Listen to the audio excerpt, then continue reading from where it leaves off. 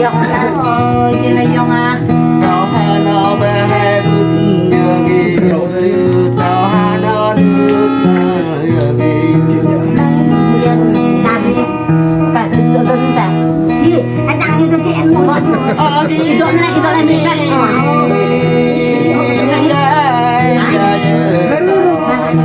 nhé cứ lê dòng lẹ rồi hàng lên ta nè đến hàng lên ta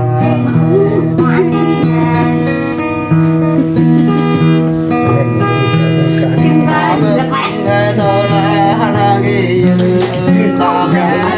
tôi là hàng gì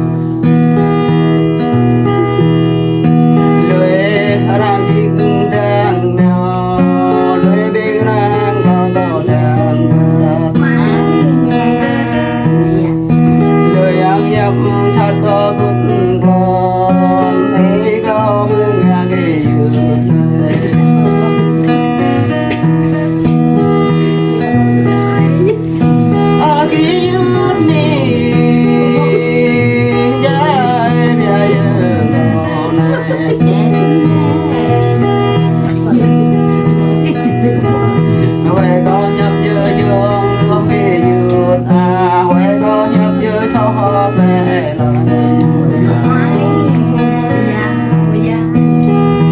nam tổ bri cơ la ôm cơ nam bé bri cơ thao cơ